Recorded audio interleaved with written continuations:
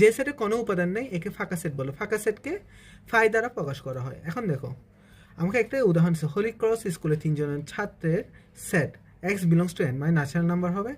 10 থেকে কী হবে, x greater than 10 or less than কি 11, তো 10 এবং 11 মাঝখানে হবে। তো আমি জানি কি একটার জন্য যখন ছাত্র হবে ওটা কি একটা পার্সন না, তো ওর জন্য একটা পূর্ণ সংখ্যা হবে না। তো আমার 10 থেকে 11 মধ্যে কি কোনো পূর্ণ সংখ্যা আছে?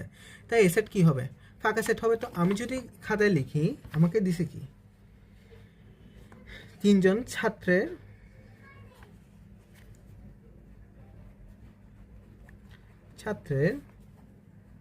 সেট সমান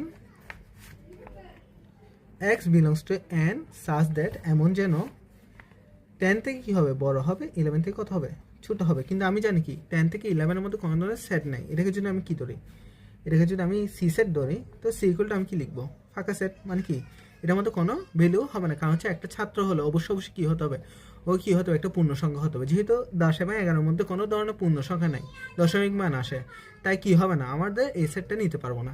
এটাকে আমরা এভাবে বন্ধনী দিয়ে ফাঁকা দেখাতে পারি, আবার কি এভাবে ফাই দিয়েও ফাঁকা দেখাতে পারি, এটা আমাদের ইচ্ছা। তো আমাদের ফাঁকা সেট যদি শেষ হয়, ভেন চিত্রটা আমরা পরের অঙ্কে যখন অঙ্ক করবো তখন দেখব। তো আমরা দেখো এই তিনটা যদি ক্লিয়ার হয়, এখন আমরা যাও আরেকটা বিষয় আসি, ওটা হলো উপসেট। উপসেট, সাবসেট।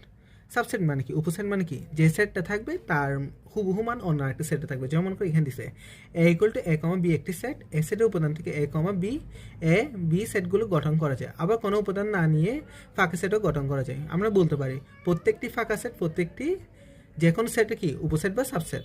তো আমি দেখো কোনো না নিয়ে যদি গঠন করি, এখানে দেখো গঠিত এ কমা বি, এ বি প্রত্যেকটি কি এ সেটের উপাদান না? তো আমি বলতে পারি ফাই মানে কি প্রত্যেকটি এ সেটের উপাদান আমি বলতে পারি, যেহেতু কি এখানে এ কমা বি, এ বি প্রত্যেকটা কি এর মধ্যে পাচ্ছি। ঠিক আছে, তাহলে আমরা এটা কি বলতে পারি, উপসেট বলতে পারি। সুতরাং কোনো সেট থেকে যতগুলি সেট গঠন করা যায়, এতে প্রত্যেকটি সেটকে ওই সেটের উপসেট বলা হয়। মানে আমি একটা সেট থেকে যতগুলি সেট গঠন করতে পারবো। যেমন আমি যদি একটা সেট নিই এ ইকুয়াল টু কত 1, 2, 3, 4, তো এটা থেকে যখন আমি যতগুলো সাবসেট গঠন করা যায় আমার থেকে, ঠিক আছে, তো আমি গঠন করতে পারি প্রথমে কি নিতে পারি 1, 2, তারপর নিতে পারি 1, 3, আবার নিতে পারি 1, 4, ঠিক সেমভাবে 2, 3, 2, 4, আবার কত 3, 4 নিতে পারি। আমি এভাবে সেট নিতে পারি। আবার কি নিতে পারি 1, 2, 3,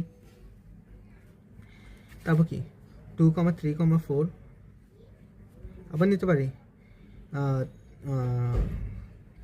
আবার ফাঁকা সেটও নিতে পারি আমার ইচ্ছা।